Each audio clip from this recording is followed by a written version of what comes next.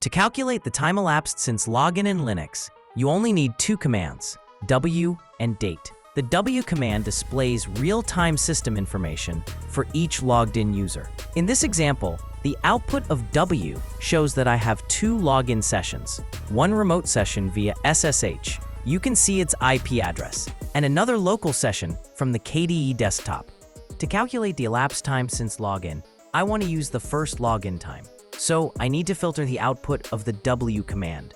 First, I filter only the lines related to myself using the whoami command.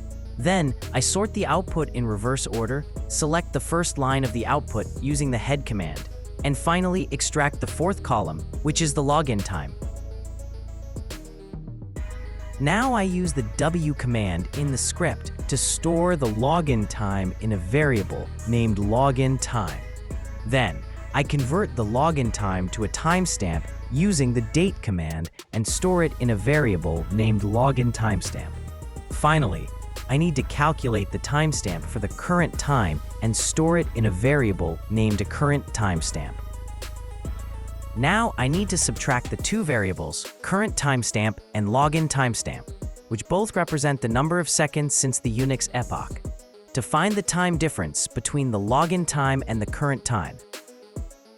In the end, I need to convert the value of the elapsed time variable, which is a timestamp, into a date format, and then print it using the echo command.